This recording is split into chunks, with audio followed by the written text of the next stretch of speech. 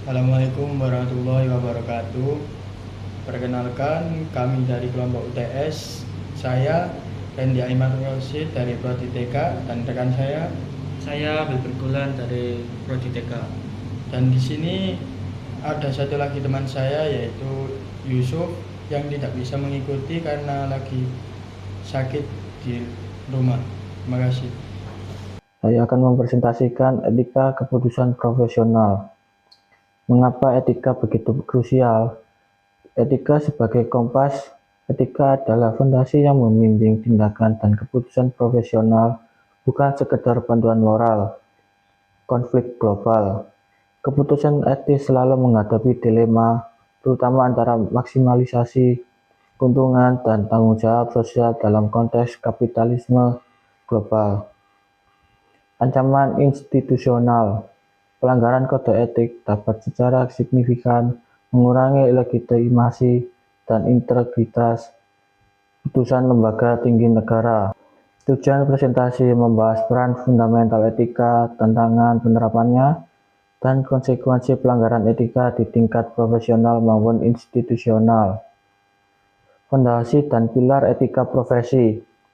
Peran etika menciptakan lingkungan kerja yang positif, meningkatkan kredibilitas organisasi di mata pemangku kepentingan. Kesimpulan kritis, etika adalah investasi strategis jangka panjang bagi reputasi dan keberhasilan organisasi. 5 prinsip kunci etika profesi. 1. Tanggung jawab. 2. Kebebasan. 3. Kejujuran. 4. Keadilan. Dan 5. Otonomi. Menyeimbangkan keuntungan dan keadilan dibagi menjadi 3. Yang pertama, inti konflik. Sistem kapitalisme global bertujuan untuk maksimalisasi keuntungan tetapi dapat memperburuk ketidaksetaraan sosial dan kerusakan lingkungan. Dilema bisnis. Perusahaan seringkali mengutamakan keuntungan di atas pertimbangan etis yang dapat berujung pada eksploitasi dan praktik tidak etis. Yang ketiga, solusi etis yang diperlukan. Keadilan, memastikan distribusi manfaat dan beban yang adil. Tanggung jawab sosial perusahaan atau disebut CSR, mempertimbangkan dampak sosial lingkungan di luar kewajiban hukum.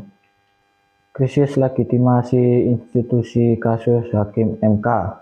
Latar belakang kasus. Putusan MK nomor 90 tentang batas usia capres atau cawapres dinilai menimbulkan diskursus karena dugaan pelanggaran kode etik oleh Ketua MK Anwar Usman. Pelanggaran utama, pelanggaran prinsip ketidakpihakan dan integritas karena adanya konflik kepentingan. Adik ipar Presiden.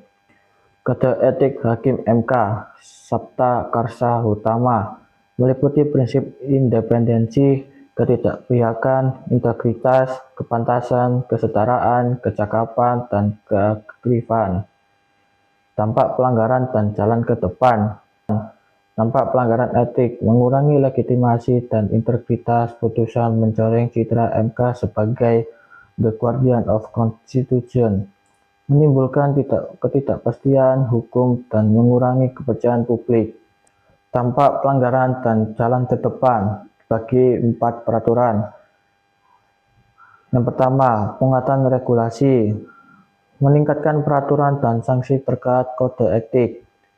2. Pengawasan eksternal, mempertimbangkan pengembalian peran Komisi Yudisial atau KY sebagai pengawas eksternal MK. Yang ketiga, transparansi, memperkuat transparansi proses pengadilan dan pengambilan keputusan. Yang keempat, penegakan etika yang ketat, memastikan penegakan kode etik yang transparan agar putusan memiliki otoritas hukum yang tidak terkontaminasi. Terima kasih. Wassalamualaikum warahmatullahi wabarakatuh.